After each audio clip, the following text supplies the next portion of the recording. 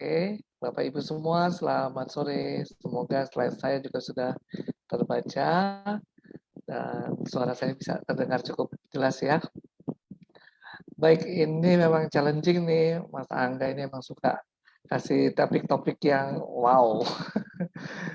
Saya mendadak dihubungin, terus dikasih topik seperti ini, Omicron, apakah tanda berakhirnya COVID-19? Waduh, ini benar-benar challenging ya.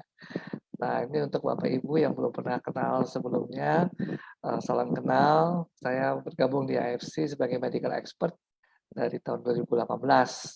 Dan pekerjaan sehari-hari saya dosen di Fakultas Kedokteran Universitas Indonesia. Banyak orang pikir, ngapain sih udah dosen, dokter kok main di MLM, katanya gitu ya, ada ngomong kayak gitu. Main di suplemen, segala macam.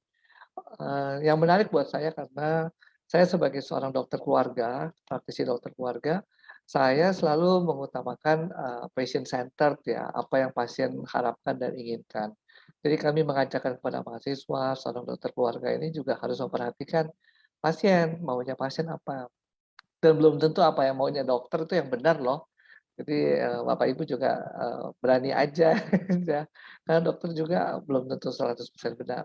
Nah, dalam konteks seperti itu, ketika orang berbicara suplemen, berbicara tentang tambahan vitamin lah, apa begini begitu, sebenarnya bukan suatu hal yang eee, jelek ya, bukan suatu hal yang sama sekali nggak bagus. Ya hanya memang, antara marketing sama kemudian kenyataan penyakit dan sebagainya itu perlu ada jembatannya.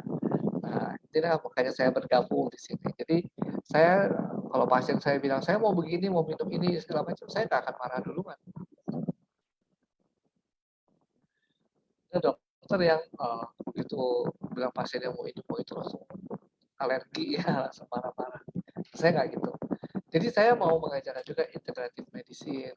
Jadi kita menggabungkan apa yang pernah dipelajari di Fakultas Kedokteran sebagai Western medicine.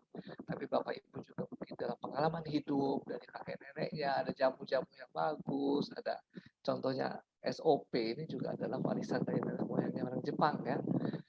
Dan itu belum tentu jelek. Buktinya kan dulu orang-orang bisa survive ya. Nah, itu yang kemudian suatu local wisdom ya yang kemudian bisa kita integrasikan dengan western medicine ya.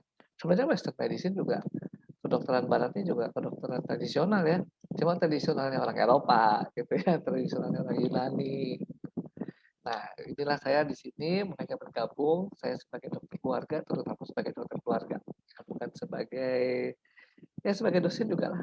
Kenapa? Karena di sini saya mau sharing juga pemikiran-pemikiran kepada Bapak Ibu juga ya.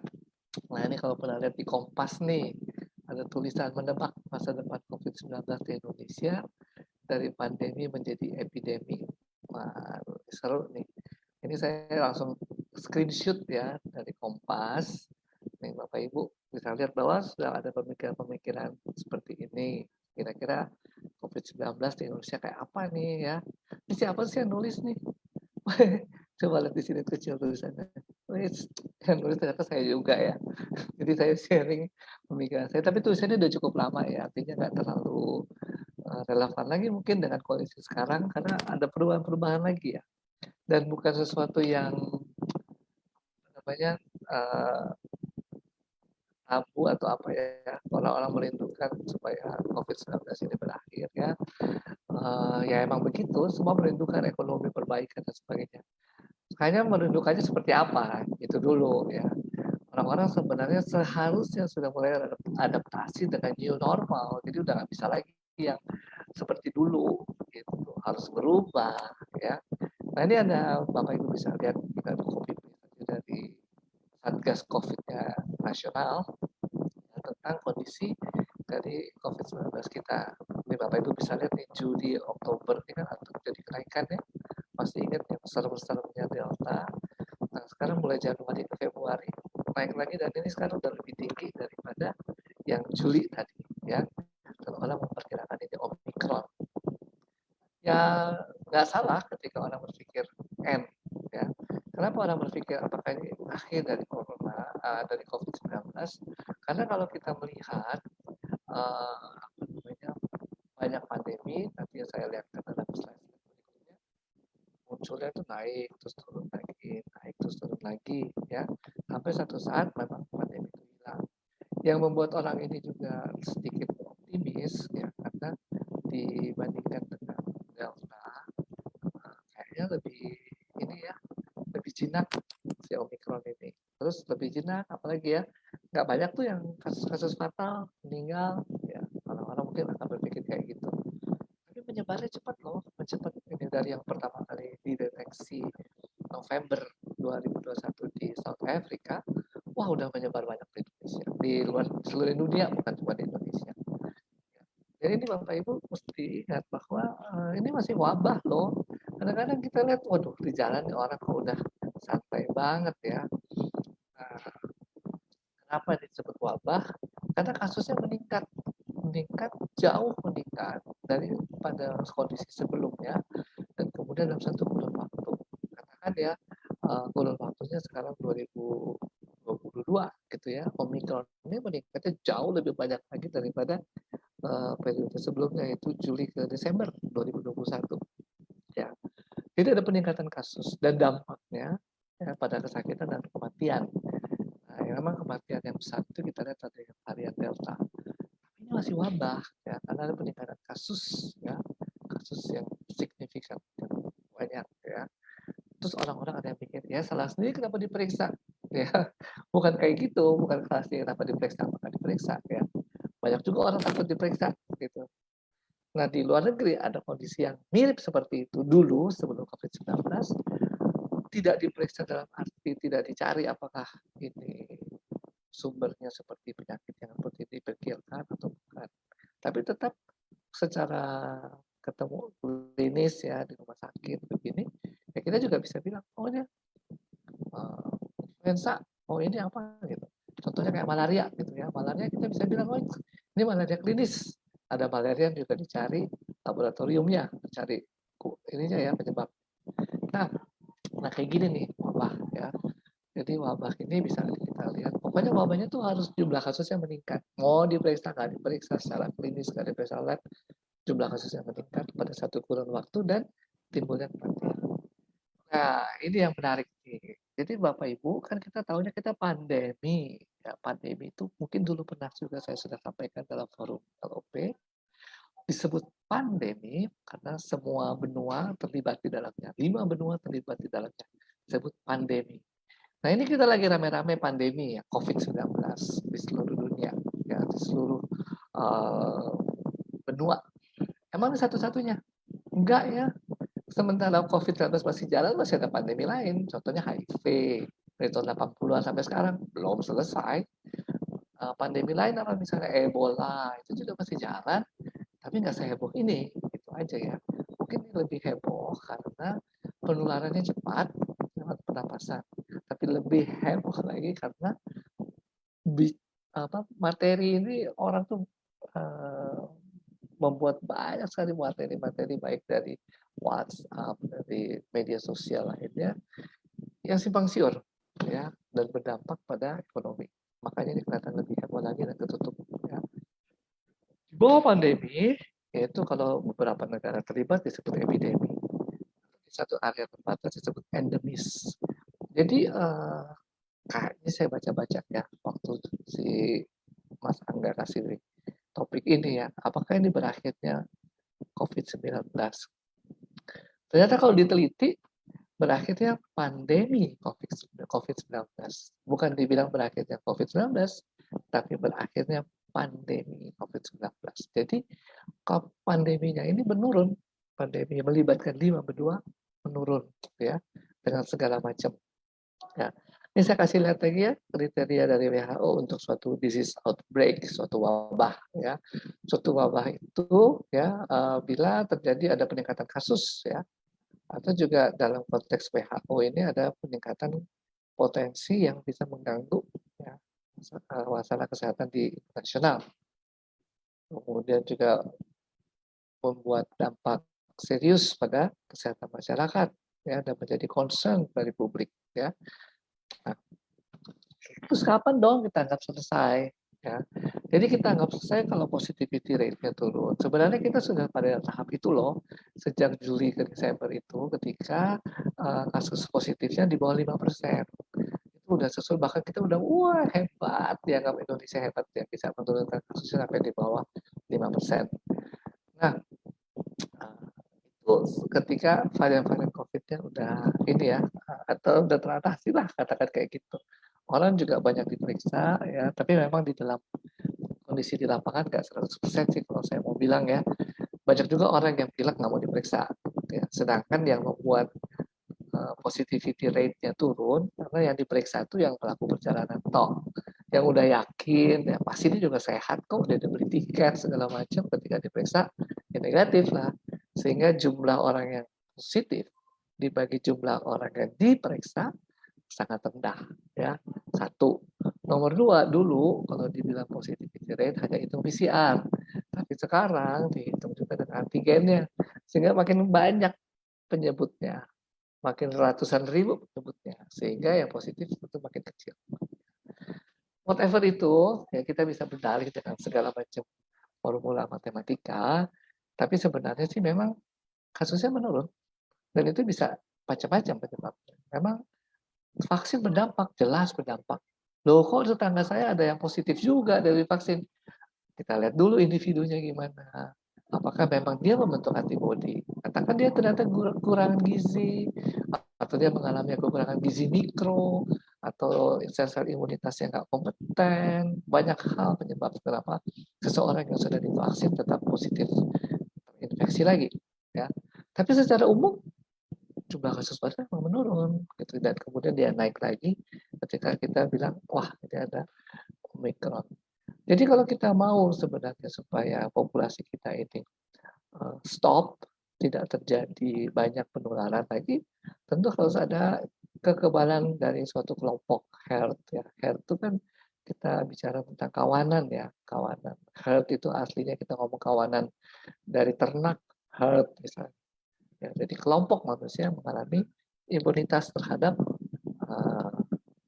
COVID-19 ya.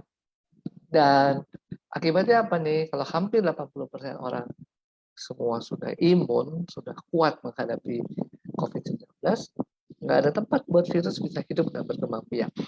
Sehingga yang 20% otomatis terlindungi. Nggak selalu ya, nggak selalu. Contohnya kita lihat difteri.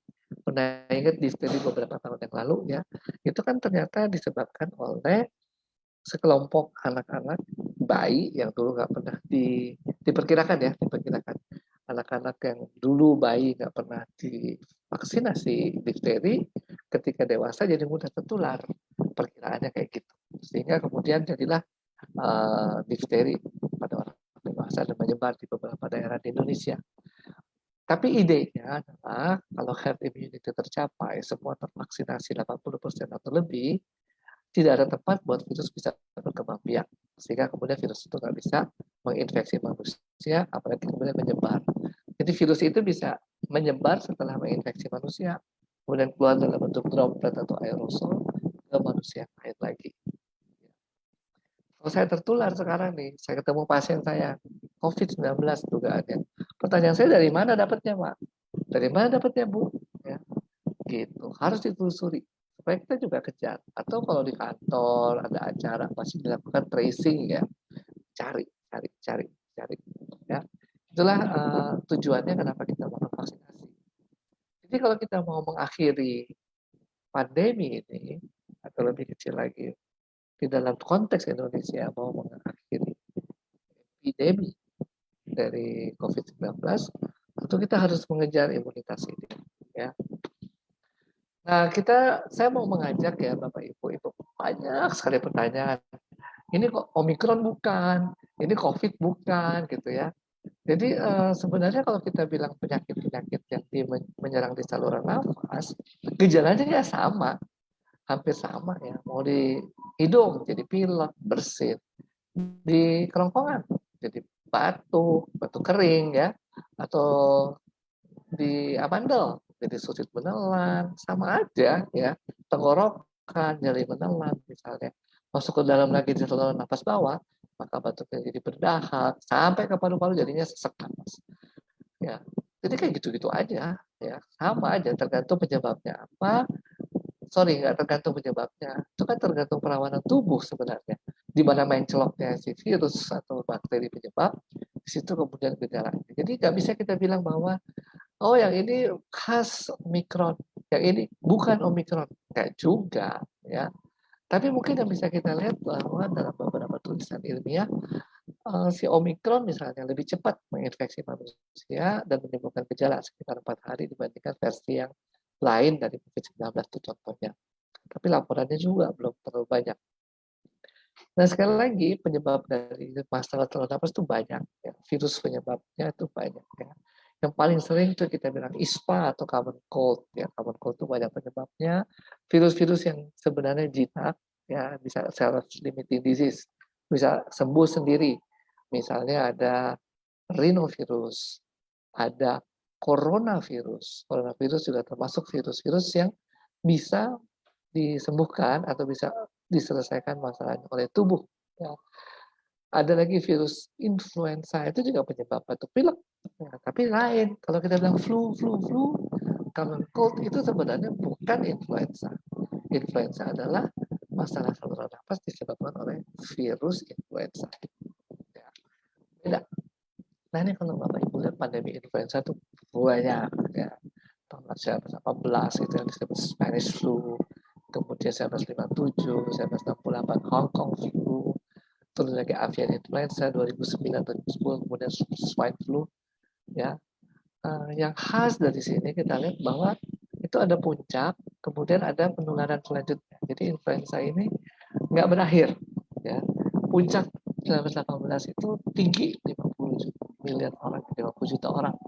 Tapi 1957 turun, 1968 turun, April influenza lebih turun lagi, swine flu lebih sedikit lagi yang meninggal. Jadi ada puncak turun, ya. Nah, yang juga perlu diingat bahwa setelah itu di antara puncak-puncak yang tinggi itu tetap ada influenza, ya. Nah, influenza itu nanti disebutnya sebagai seasonal flu. Seasonal flu itu yang menyebabkan bahkan sampai 600.000 kematian. Jadi bukan cuma ini apa namanya COVID yang tinggi, ya. Influenza juga, ya, dan melalui apa yang menyerang paru-paru pastinya pneumonia, ya, dan itu terutama banyak pada negara-negara subtropis, ya. Nah, Indonesia ini jarang banget, ya, jarang banget kita dengar meninggal karena influenza. Ya paling waktu avian influenza, ya, itu ada orang-orang yang meninggal. Lainnya jarang banget, ya. Dan orang seasonal flu ini sangat takut, ya. Sehingga kalau di luar negeri rajin orang mendapatkan vaksinasi influenza setiap tahun. Dan itu memang dibuat hanya bisa setahun sekali masa aktifnya, ya, dari influenza ini, karena orang takut sekali dengan influenza. Jadi maunya divaksinasi supaya mencegah tidak terjadi influenza. Bukan berarti di Indonesia nggak ada loh, cuma kita nggak pernah ngecek aja. Ya, pasti ada gitu ya influenza. Cuma siapa yang ngecek nggak tahu. Nah, di influenza ini, jadi kalau Bapak Ibu lihat tadi, ya, naik, terus landai, naik lagi, landai lagi. Yang landainya itu juga nggak landai, ya. 600.000 orang per tahun meninggal. Tapi ya kecil dibandingkan dengan jumlah COVID-19 sekarang, ya udah berapa puluh juta. Kecil, kecil. Ya. Sehingga orang nggak terlalu ribut. Ya. Nah, coronavirusnya juga udah banyak sebenarnya, udah lama. Artinya ya ketemunya emang tahun 60-an, tapi coronavirus ini kan bukan baru tahun 60-an muncul, udah lama lah kita kena coronavirus, sama dengan rhinovirus, ya. Itu juga virus-virus penyebab ISPA yang udah lama. Ya. Hanya kita memang nggak ada pandeminya dulu. Pandeminya pertama itu tahun 2003, SARS, dan itu cepat 1,5 tahun kalau nggak salah udah kelar. Tapi pandemi keduanya 2012 timbul dari Timur Tengah nih, menular dari binatang unta ke orang, terus orang ke orang, ya, menyebar nih ke benua-benua lain. Nih Anda lihat 5 benua terlibat, makanya disebut pandemi dari Timur Tengah di Asia, ya, mempengaruhi Amerika, ke Eropa, ke Afrika, ya, ke Australia. Australia benua atau bukan, ya? Ya pokoknya nggak kelihatan di sini. Ke Indonesia ini sebenarnya ada, cuma Indonesia nggak deteksi aja. Ya, nggak mungkin lah Indonesia nggak ada. Kenapa? Tiap tahun ratusan ribu orang haji, 200-an ribu, dan jutaan orang umroh. Jadi pasti banyak yang masuk ke Indonesia juga, cuma nggak ketahuan. Ya. Nah, MERS-CoV ini juga sama nih. Ya, MERS-CoV juga punya grafik naik turun sama seperti influenza tadi. Ntar saya kasih lihat. Kemudian yang ketiga itu COVID-19. Ini adalah pandemi dari SARS-CoV, dari coronavirus. Ya. Ini Anda lihat nih MERS-CoV.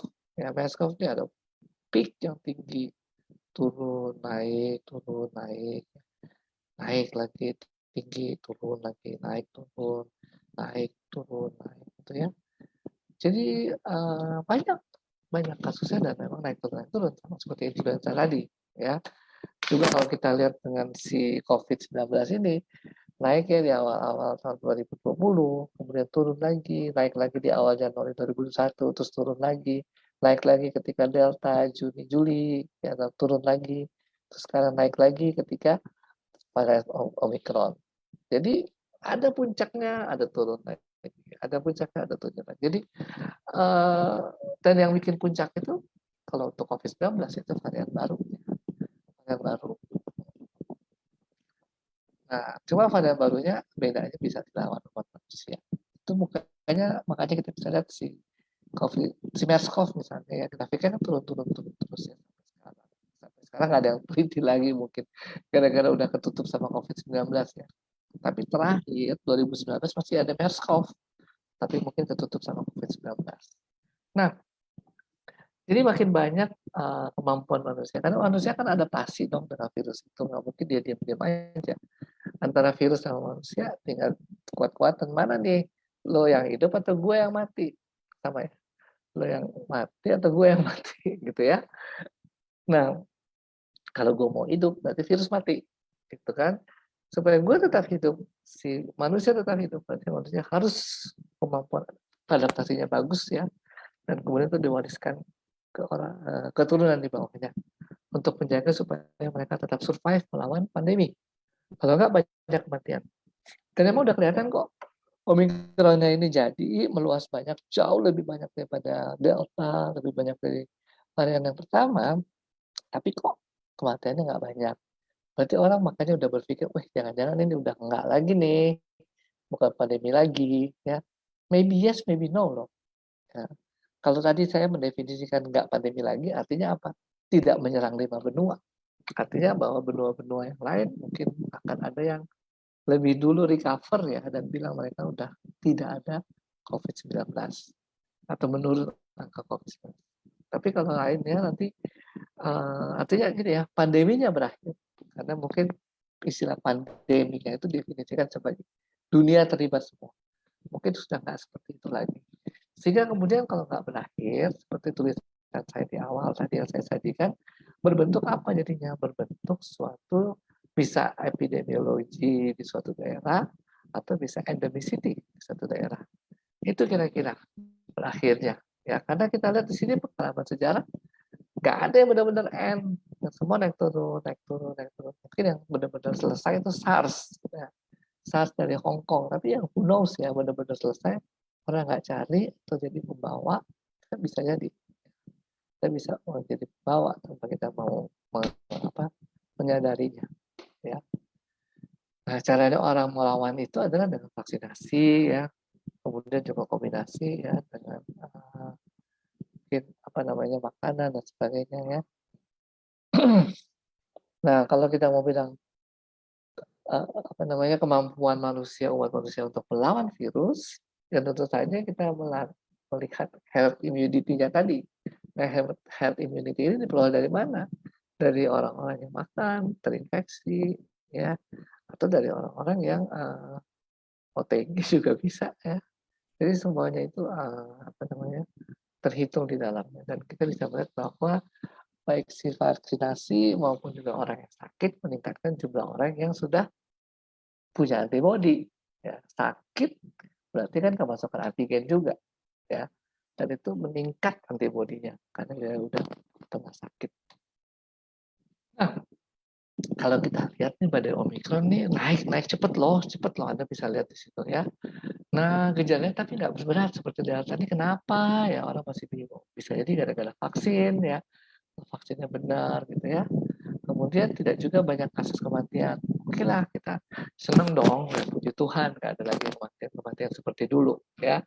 Barangkali kalau teman saya yang ekstrim bilang alam sudah selesai membersihkan katanya, tidak ada lagi yang meninggal, yang masih tersisa. Ya, jadi katakan misalnya ada kematian 200 orang misalnya dalam minggu kemarin gitu ya. Nah, mungkin kalau kejadian itu tidak ada Omikron, tetap 200 orang juga kira-kira yang meninggal. Misalnya gara-gara sakit, atau gara-gara stroke, atau gara-gara apa gitu. Nah, itu mau menunjukkan bahwa artinya kasus kematiannya nggak banyak ya, si Omikron ini. Kemudian banyak orang juga testimoninya, kok cepat sembuh ya, gitu. Ya mungkin aja.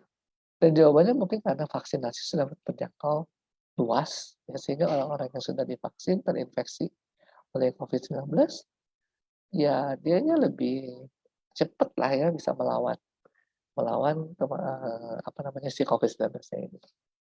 Kemudian yang lain apa sih? Yang lain tuh kondisinya Indonesia udah mulai banyak sih menurut saya ya kesadaran tentang penyakit-penyakit kronis ya, kesadaran juga tentang penyakit-penyakit infeksi sehingga orang berusaha mengontrol.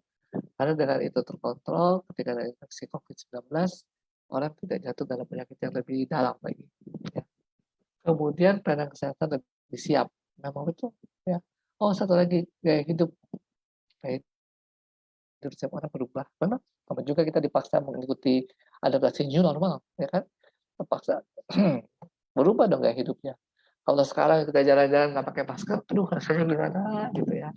Jalan-jalan misalnya apa ya, paling sering mungkin nggak pakai masker, tapi misalnya kita di tempat makan nggak cuci tangan, masuk ke tempat makan nggak cuci tangan misalnya, itu sesuatu yang lain juga, tapi juga menjadi suatu masukan buat kita ya. Nah, jadi gaya hidup berubah ya, dan ini pernah ada satu penelitian menarik dari Masyarakat Kedokteran di Purwokerto, meskipun nggak dipublikasikan. Sekelompok orang tuh dengan new normal dikumpulkan dan sekelompok orang lagi yang belum melakukan new normal. Lalu dibandingkan itu ya. Salah satu yang menarik buat saya bahwa orang-orang yang new normal ini beranggapan dia lebih sehat kok. Dia nggak sakit, berkurang tuh kejadian sakit gitu ya pada orang-orang yang melakukan adaptasi new normal ini dengan baik. Nah, itu termasuk gaya hidup ya, gaya hidup ketika kita. Tapi orang yang tetap sama aja gitu ya, nggak berubah, nggak divaksin misalnya atau nggak melakukan adaptasi lain, itu kok masih bertahan. Mungkin aja mekanisme lain yaitu herd immunity juga berlaku. Nah, kita seyogianya sih tetap ada pada kondisi yang sama-sama secara masyarakat luas mau menunjang pemerintah supaya usaha-usaha pemerintah mengendalikan Omikron ini lebih baik. Ya. Jadi kita perlu apa sih? Ya ikut vaksinasi dong. Gitu ya. Jangan cuma kita ya ikut-ikut doang, kita nggak jangan dong. Ya. Pemerintah udah menjaga, gitu ya, udah membuat suatu aturan, memberikan kesempatan, ya ikut aja, mumpung nggak bayar. Ya. Terus kemudian ya sistem kekebalan tubuh perlu dipersiapkan. Mungkin dalam beberapa kuliah yang lalu saya menceritakan tentang probiotik. Probiotik itu ada di mana? Di utsugushi, ya dua macam. Probiotik di situ banyak. Kemudian selain itu ada antioksidan. Antioksidan juga hal-hal yang penting yang dibutuhkan oleh tubuh kita. Ya. Jadi kekebalan tubuh kita harus dipersiapkan. Ya. Kemudian yang kadang-kadang kurang ini adalah diperiksa. Orang takut diperiksa. Padahal itu sebenarnya yang penting. Penting ketika kita diperiksa, nomor satu untuk kita waspada, kita melakukan pengobatan pastinya. Tapi juga diperiksa itu penting karena mungkin ada orang-orang yang punya komorbid dan itu kita harus hindari. Itu harus apa namanya, jangan sampai mereka yang kena komorbid jadi cepat sakit. Ini kalau cuma sakit tapi fatal, wah gak enak ya. Gara-gara kita si itu orang tuanya kena apa segala enak ya. Jadi memang betul-betul bagian dari supaya gaya hidup yang baru mungkin yang diperiksa-periksa di swab antigen. Banyak yang nggak suka sih, tapi mau rapat, swab, mau ada pertemuan di gedung, swab, mau ini swab, mau itu swab, ya. Itu jadi kayak gaya hidup yang baru akhirnya ya, ketika kita mau di swab swab swab. Nah, itu yang kemudian menjadi apa, concern ya, concern. Nah, yang lain adalah belajar berpikir positif dalam setiap bencana. Pasti ada hal baik yang bisa kita dapatkan. Itu yang penting juga untuk membuat kepala kita tenang dan kalem. Ya. Nggak apa ya, nggak kuat, nggak melulu cari-cari ini ya, usaha gimana gimana. Tapi kita harus tenang, kalem. Ya. Salah satu yang bikin kita nggak kalem juga apa sih? Karena kan kita semua terpaksa hampir sebagian besar harus WFO, salah, WFH, home, ya, work from home. Itu membuat apa? Membuat kadang-kadang orang jadi stres, aduh gua ngapain di rumah terus, nggak bisa gini, nggak bisa itu, nggak bisa ini, nggak bisa itu. Itu satu. Terus orang di rumah didatengin lagi satu tim dari puskesmas pakai stres lagi. Jadi bilangnya macam-macam. Ya, enggak? Jadi itu juga salah satu ini ya, namanya metode kesembuhan dengan kita coba belajar berpikir positif ya. Atau malah lebih gampang lagi disebut ayo dong happy, ayo kita belajar kita happy. Jadi semua kesulitan pun kita hadapi dengan happy ya. Nah, itu yang kita perlukan nih sebenarnya untuk kita mau menyelesaikan. Nah, apa sih kaitannya dengan produk ya? Tentu kan Bapak Ibu juga sudah tahu bahwa kita punya satu sistem marketing ya. Satu sistem marketing yang kerjanya secara membahu-membahu. Itu ada income generating di situ. Udah pasti di situ ya Bapak Ibu juga akan merasa secure ya. Kenapa? Karena kalau kita menjalankan program ada income generating, ada penghasilan di era kayak sekarang ini malah ketika susah banget ya mencari kerja. Banyak orang yang kemudian juga akhirnya putus kerja dan ada yang kembali menjalankan online dan sebagainya. Itu salah satu keuntungan Anda ada di sini di AFC ini. Yang lain yang menjadi keuntungan karena produknya tentu saja. Jadi produknya itu yang inti yang Anda Bapak Ibu juga tahu kan ada SOP Subarasi dan juga ada Utsukushi ya. Dan apa sih kaitannya? Uh,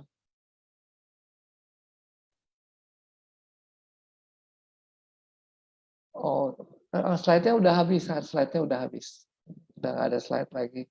Jadi apa namanya? Uh, ini saya sambil baca ada message ya, slide-nya sudah habis. Jadi tadi ya, ketika terakhir kita mau ngapain nih ya, saya bawa lagi next slide,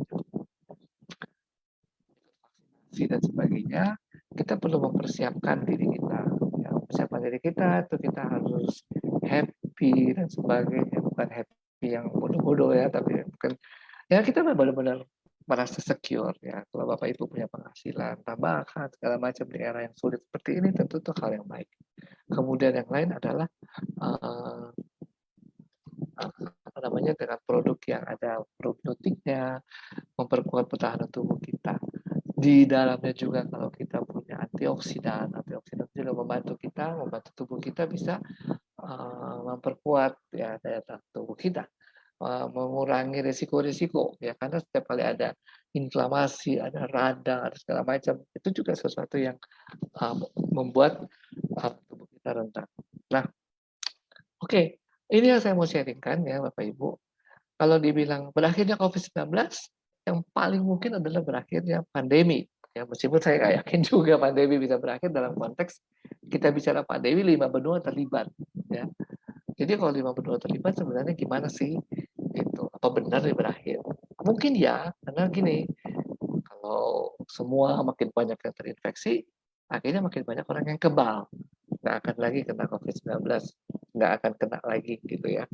Tapi ya who knows ya, harapannya kayak gitu. Nah, kita kombinasi dengan semakin banyak orang yang divaksinasi. Nggak cukup nih, ternyata kan kita punya pengalaman, orang yang divaksin kok masih ada yang positif juga. Nah, itu yang kita perkuat imunitas tubuh kita. Dengan cara apa? Tadi antioksidan misalnya, pemberian dari apa namanya probiotik misalnya itu juga membantu untuk memperkuat daya tahan tubuh kita. Nah, ditambah kemudian hormon kita supaya hormon happiness-nya keluar. Dan hormon happiness itu keluar misalnya salah satunya secure ya, secure dengan penghasilan ketika Bapak Ibu tetap apa namanya tetap ini ya, tetap jalankan produk ini. Di luar dari ini yang menjadi apa namanya juga produk-produk yang bisa dimanfaatkan misalnya propolis ya untuk mengatasi infeksi ya itu seperti antibiotika alami itu propolis ya katakan kayak gitu biar gampang. Ada lagi produk-produk lain lah ya yang mengandung macam-macam ini itu semua adalah yang bisa Bapak Ibu manfaatkan untuk. Nah, saya pikir sharing saya sampai di situ ya. Ketika kita berpikir tentang Omikron selesai, semua mau menyelesaikan pandemi COVID-19, semua mengharapkan ke situ. Ya, meskipun belum sampai ke sana. Nah, Bapak Ibu, sekarang kita ngobrol-ngobrol aja. Kira-kira Bapak Ibu ada yang mau disampaikan di apa namanya ditanya boleh-boleh boleh aja kita ngobrol-ngobrol di sini ya. Karena kalau saya pikir mendingan kita interaksi aja ya. Kalau dengar saya terus nanti bingung. Nggak tahu sih bingung apa nggak bingung. Silakan Bapak Ibu kalau ada yang mau diobrolin, mangga. Ini saya lihat di apa chattingnya banyak nih ya. Coba saya lihat chattingnya ada apa aja. Selamat sorenya banyak. Terima kasih selamat sore semua. Eh, banyak orang sekarang ya berkeliaran ya dalam keadaan sakit ya dan nggak mau swab dianggap flu biasa saja ya memang banyak nih yang kayak gitu ya banyak banyak kayak gitu terus kita mau bilang apa ya kita mau marah-marah juga nggak bisa ya jadi apa namanya nggak bisa ini dah beberapa hari hasil antigen bisa terdeteksi atau setelah kita nggak sadar kumpul dengan orang-orang yang terpapar. Antigen itu sebenarnya directly ya harusnya bisa 1-2 hari udah bisa mendeteksi. Karena yang penting virus itu masuk ke dalam sel tubuh kita dan kemudian apa namanya bisa menyebar, menimbulkan penyakit sehingga uh, keluar ini apa namanya antigennya terekspos dan kita bisa swab bisa keluar dalam beberapa hari sebenarnya bisa. Ada yang bilang mungkin lebih bagus untuk screening awal antigen, kemudian setelah 3-4 hari baru PCR. Ya. Kalau dibilang yang lebih sensitif tetap PCR sebagai satu standar bakunya. Gitu. Jadi emang bisa dari awal 2-3 hari kita bisa. Kemudian ini ada pertanyaan lagi, saya positif dengan hasil tes PCR tanggal 12, tetapi saya tidak bergejala sama sekali dan tanggal 16 kemarin PCR lagi hasilnya negatif. Oke, memang begitu ya. Ada orang-orang yang betul-betul nggak bergejala. Dari dulu semua kita tahu ada yang namanya OTG, ya, orang tanpa gejala, sehingga kemudian uh, tidak tidak apa namanya ya memang tidak ada gejalanya dan negatif. Ya. Oke, uh, ada lagi nih. Suara saya kedengaran nggak sih kok katanya sayup-sayup. Jadi selamat sore dok, saya mau tanya mitra saya ada diabetes katanya. Minum subat, gula darahnya naik. Apa memang dari dulu orang uh, apakah memang naik dulu dok orang GTM? Oke, Suarasi tidak mengandung gula ya. Jadi Bapak Ibu bisa lihat di dalam kandungannya pemanis itu tidak sama dengan gula. Pemanis itu ya ini apa namanya sweetener ya, sedangkan gula itu sugar ya bahasa Inggrisnya. Jadi beda.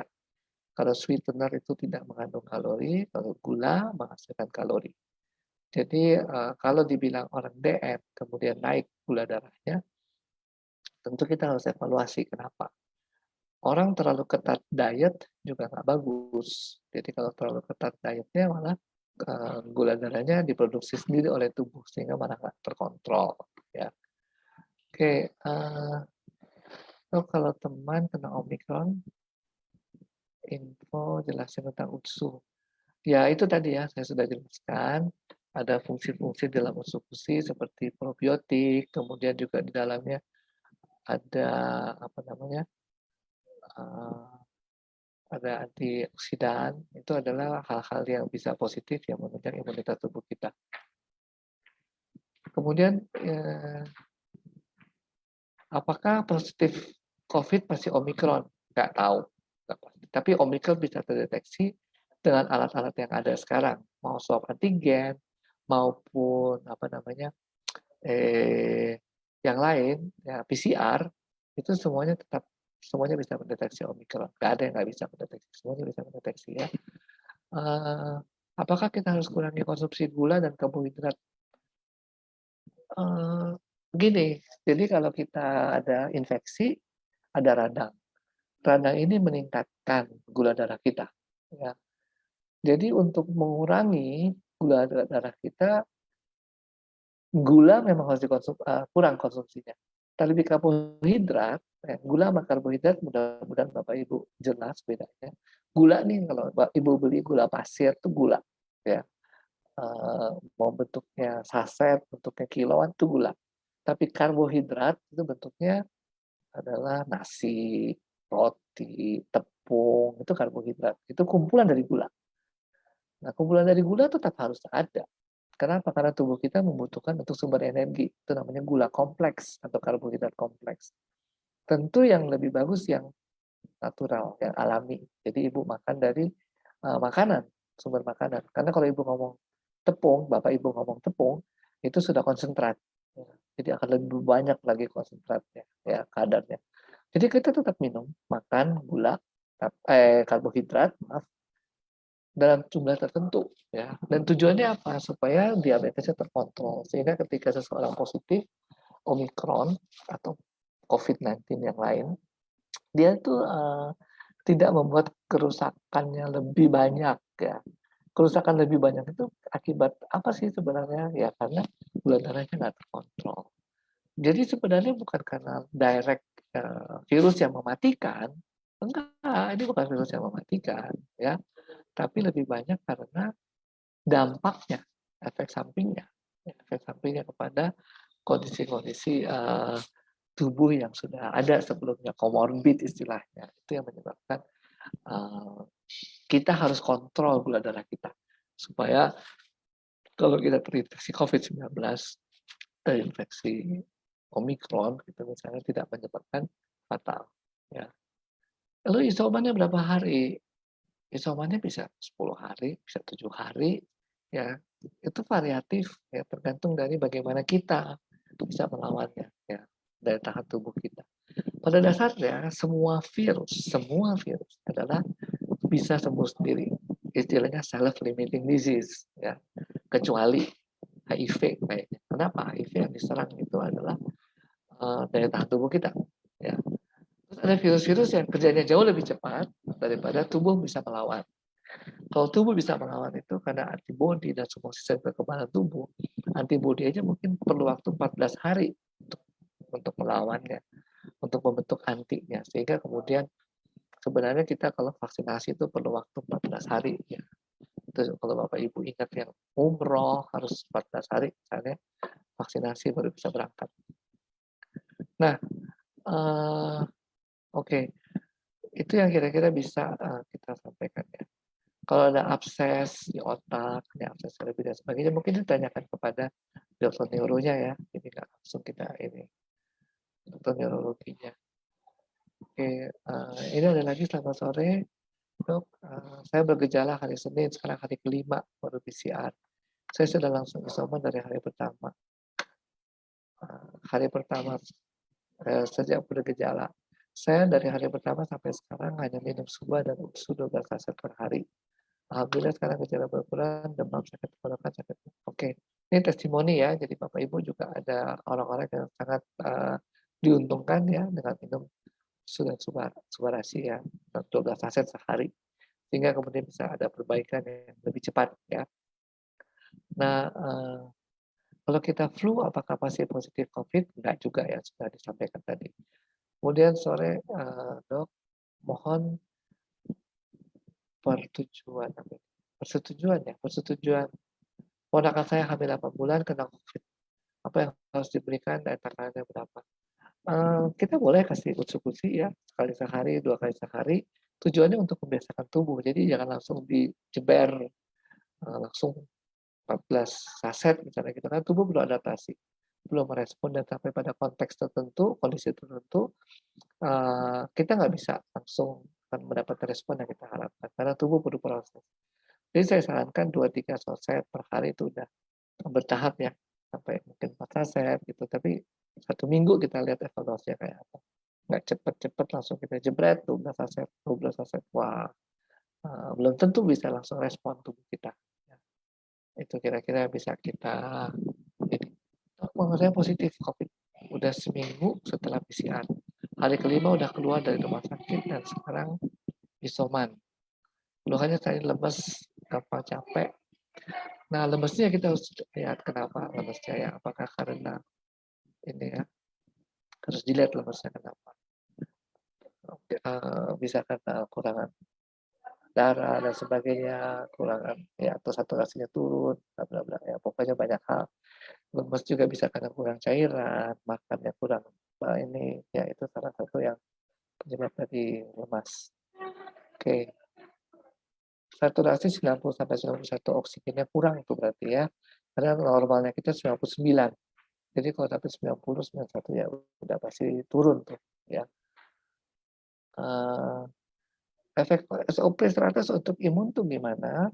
Jadi memang dari sifat regenerasi selnya satu, sifat regenerasi sel termasuk di sel-sel tubuh yang membentuk imunitas. Itu satu aspek dari aspek dari SOP.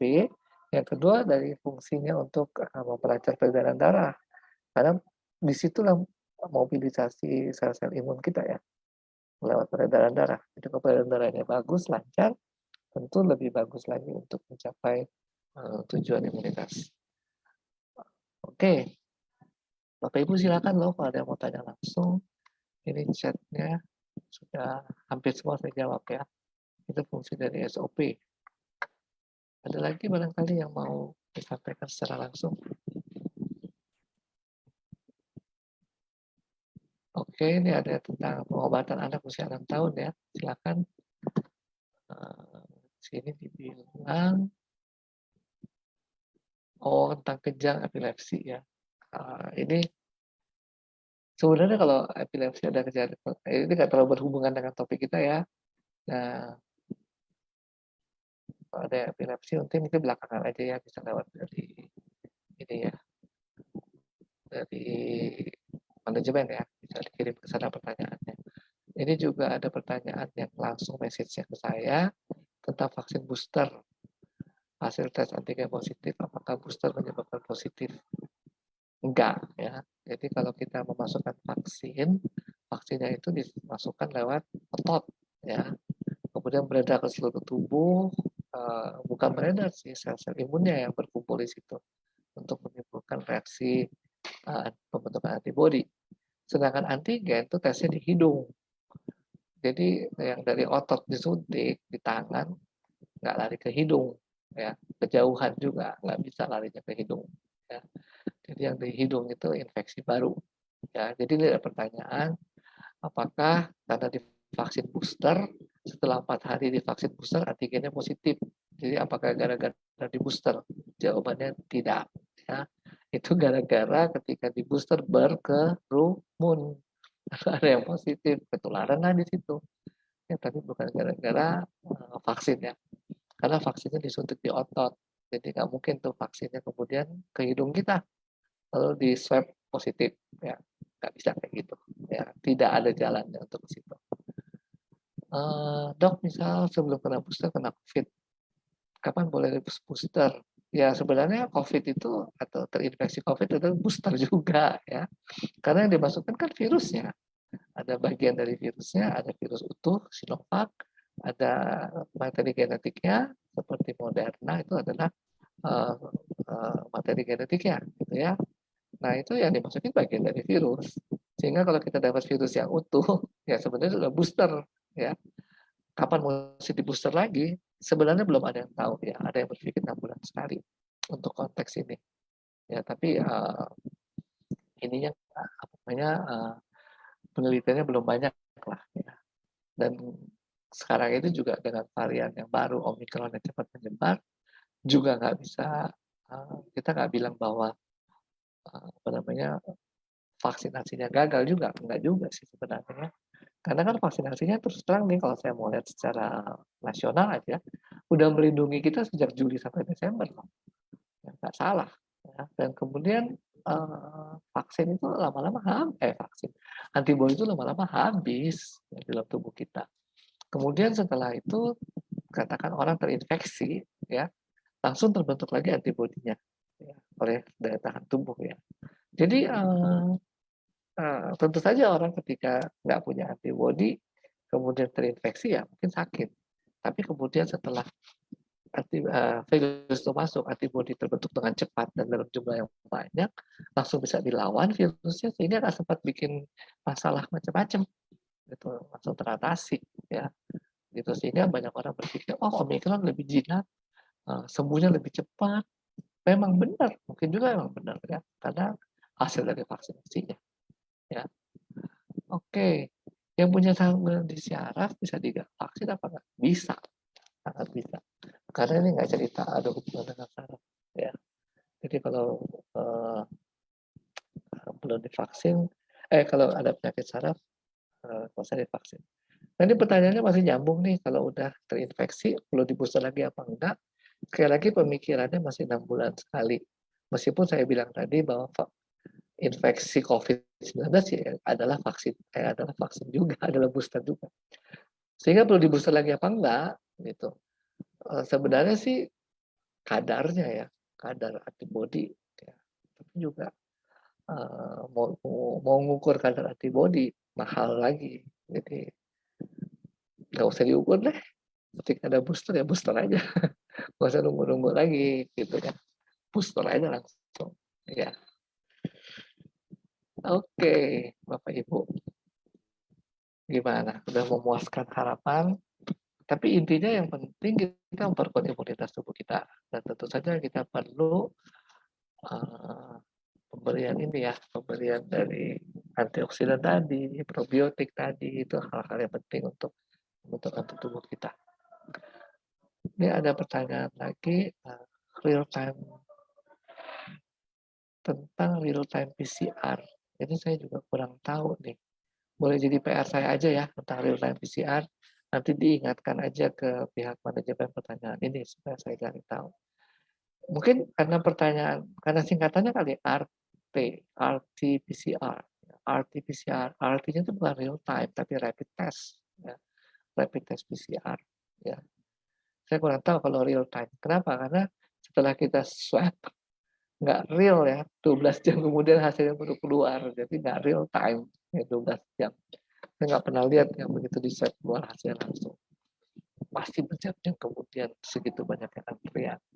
Sedangkan kita memakai istilah real time itu kalau pada saat kita lakukan pemeriksaan hasilnya langsung keluar. Itu yang disebut real time. Kalau ada singkatan RT-PCR itu berarti rapid test, bukan real time.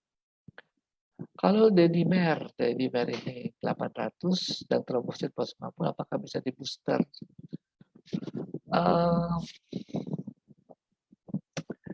Memang kita lihat ya banyak efek dari infeksi COVID-19. Infeksi COVID-19 membentuk banyak koagulasi pembekuan darah dan dibuktikan dari dedimernya tinggi. Nah, vaksinasi siogianya nggak seperti virus masuk ya. Siogianya nggak seperti virus masuk. Dan 800 sih tapi tinggi ya. Dedimer 800 tinggi. Ya kalau saya pikir sih segitu mungkin terserah deh. Saya nggak rekomen juga barangkali ya. Takut juga tiba-tiba nanti reaksi peradangannya akan lebih timbul tinggi lagi. Turunin dulu aja dedimernya. Masih banyak kok vaksin boosternya, masih ada kesempatan yang lain lagi. Gitu. Itu kalau ketahuan positif, terus ambil booster apa efeknya? ketika dia ngantri, ini ya pertanyaannya saya ulangi, "Dok, kalau ketahuan positif terus ambil booster apa efeknya?" Jawaban saya, ketika dia ngantri, dia menyebarkan virus kemana-mana. Jadi orang yang ngantri, yang lain kena virus juga. Itu efeknya. Ya, ke dianya ada antibodinya naik terus. Tapi yang adalah tanggung jawab kepada masyarakat. Ya. Sehingga kalau positif, diam di rumah. Itu jawabannya, isolasi mandiri. Dokter, baru saya dapat kabar teman kalau suaminya jatuh dibawa ke rumah sakit setelah diperiksa. Ada pembekuan darah di bagian kepala. Apa yang harus diberikan? Pembekuan darah ini mungkin karena ada perdarahan ya. Mungkin pembekuan darah karena pembuluh darah pecah ya. Ya itu emang prosesnya seperti itu ya. Dan pembekuan darahnya harus diangkat untuk mesti operasi. Dan kalau mau operasi, paling persiapan kita apa ya? Usus-usus itu bagus, subarasit itu juga bagus untuk mempersiapkan mungkin usus-usus aja dulu daya tahan tubuh kita supaya siap menghadapi operasi dan ada antioksidan yang bisa membantu untuk mengatasi stres oksidatif yang diberikan. Dok mau booster AZ perlu cek tekanan darah. Apa yang harus dicek? Darah mungkin yang maksud di dimer kali ya, pembekuan darah. Ya perlu kalau perlu dicek tapi nggak wajib sih setahu saya dedimer itu. Mungkin kalau pernah punya riwayat kali. Kalau dedimernya rendah, baru kita mungkin bisa merasa sedikit aman ya. Tapi kalau kita nggak ada sesuatu, nggak ada indikasi, ya nggak usah diperiksa juga dedimernya nggak perlu. Kemudian untuk pasien kanker, ini saya pernah tahu ya hubungannya dengan sensei suruh. Oke, itu nanti jadi PR aja. Ya ada pertanyaan melihat sensei suruh pada kanker. Kita masih pada COVID-19 tadi masih ada topik-topik menarik ya tentang pembekuan darah, yang pembuktiannya melalui dedimer. Ya itu yang mungkin perlu diwaspadai. Ya. Tapi juga nggak semua orang sih harus diperiksa dedimer. Ya. Jadi Bapak Ibu yang memang sudah ketahuan ada masalah koagulasi, yang misalnya buat timbul penyakit-penyakit jantung dan sebagainya, ya mungkin perlu cek dulu ya. Jangan sampai nanti disuntik virus, disuntik vaksinasi untuk menimbulkan antibody, malah terjadi side effect. Saya sih rasanya begitu mungkin ada hati-hati, kemudian daily market turunin dulu lah istilahnya gitu baru kita bisa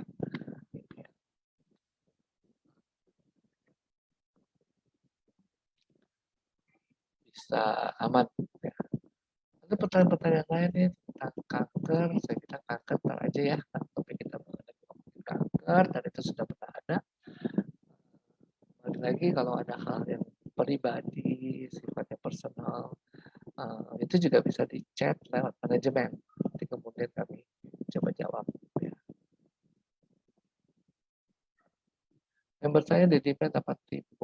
Ini juga ya 8.000, 800.000 ya itu tolong dilihat satuannya ya. Saya nggak bisa ngomong sebenarnya satuannya apa, apakah nano ya atau satuannya mikro ya harus tahu dulu.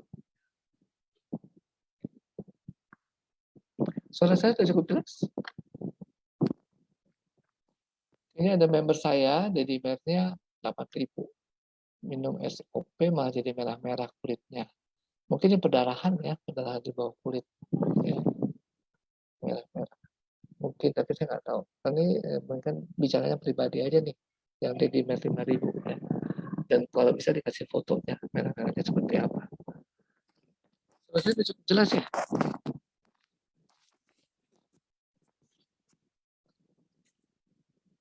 Ini yang kasus-kasus yang personal mungkin bisa nanti aja ya.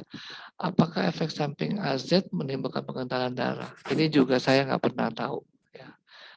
Nggak pernah tahu apakah memang menimbulkan pengentalan darah atau tidak. Nanti bisa coba juga cari-cari browsing, terus kemudian ditanyakan lewat manajemen ya, sehingga nanti kemudian saya bisa merespon.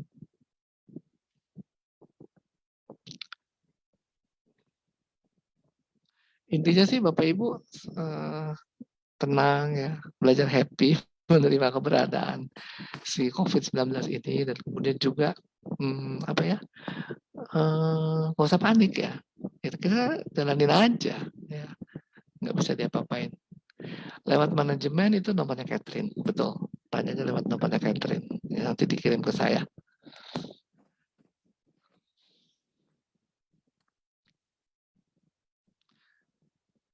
Moderator gimana, moderator?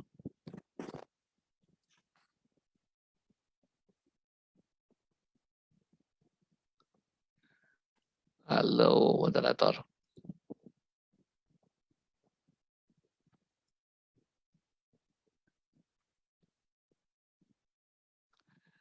Oke, ini ada yang dibilang di Australia AZ ya, AstraZeneca ada 2 kasus fatal. Ya, 2 ini nggak bilang bahwa seluruh orang akan punya kondisi kayak gitu. Dan kita harus pelajari, ini kan berita ya, berita kan juga nggak berita secara lengkap. Kasus pengendalian darah ini terjadinya kenapa? Ada komorbid apa di baliknya? Jadi Bapak Ibu kalau terima berita juga harus lebih aware ya, harus lebih bijaksana melihat berita itu. Ya, jadi kalau misalnya dibilang ini harus periksa ini, periksa itu ya, monggo ya silakan kalau mau dan kalau punya kemampuan. Nggak diperiksa juga bukan berarti kita punya risiko yang sama, belum tentu. Ya, karena yang meninggal karena fatal ini apa sih kondisinya? Kan kita nggak tahu. Kita harus tahu dulu ya. Oke.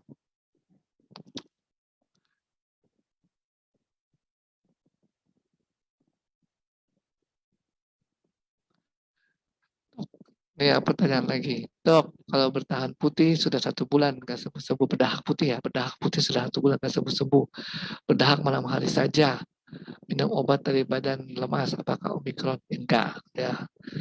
Coronavirus nih dengan semua COVID-19 ini infeksi akut, bukan infeksi kronik, infeksi akut.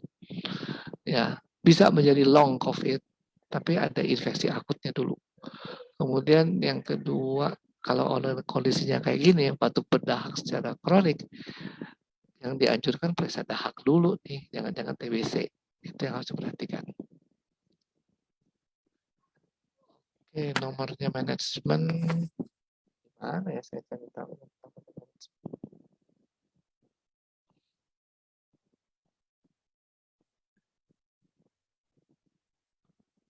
Oke, ada pertanyaan lagi?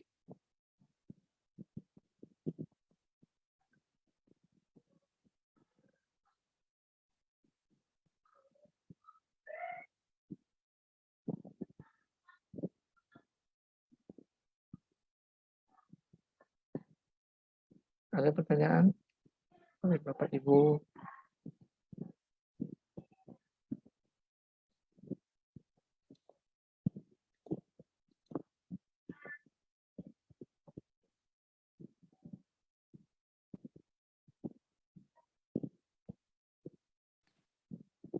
Halo dok, Iya. sorry saya baru balik. Ya, Hai. jadi ini udah Q&A ya katanya. Kenapa? Udah lagi mulai tanya jawab belum ini? Udah. Saya udah jawabin yang di chat-chatnya itu, saya Oke, udah jawabin. Oke, kalau gitu iya.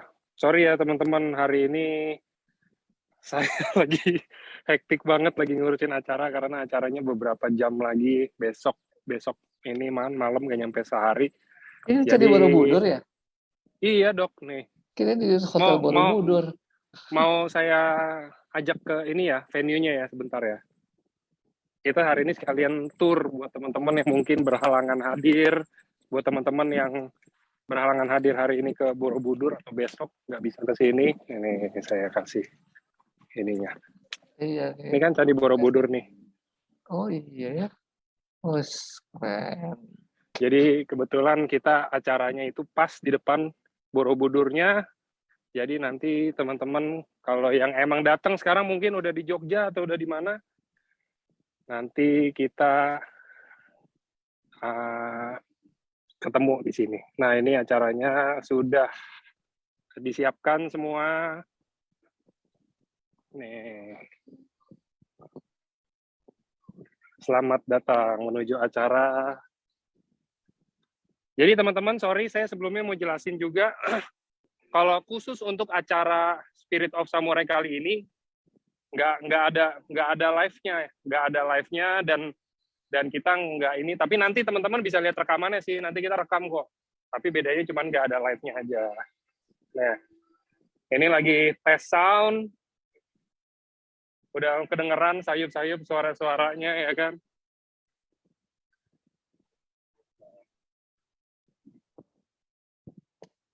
Nah, ini dropnya itu juga. Apakah jika alergi telur atau lidah buaya? Kebetulan kayaknya di produk kita nggak ada lidah buayanya deh. Mau yang ya.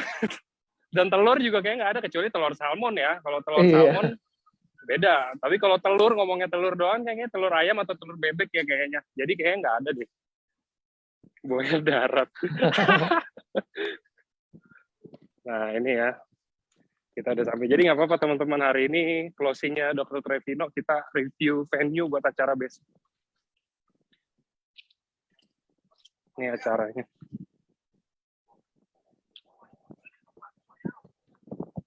Benar-benar kalau teman-teman yang pada tahu konser, ini kayak konser ini panggungnya 30 meter. Ini ada patung Bushido-nya.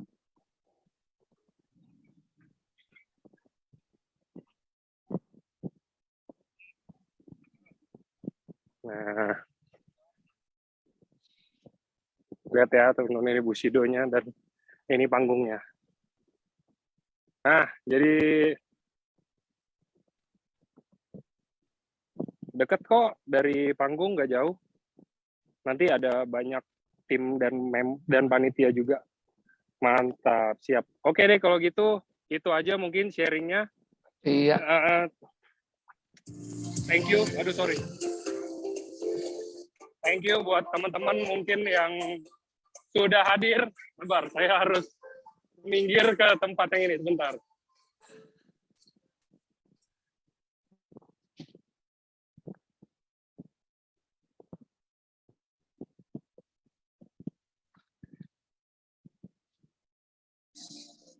Yes, thank you buat teman-teman yang sudah hadir. Thank you juga Dr. Trevino, Dok, udah bantuin saya hari ini, Dok. Sehat selalu semua. Oke, dan thank you buat teman-teman dan mungkin yang emang akan ikut acara ini sampai ketemu besok. Kalau yang nggak ada mungkin bisa ikut di acara selanjutnya yang pasti kita bikin bakal lebih gede lagi sih. Oke, thank you semuanya. Selamat Selamat sore semua.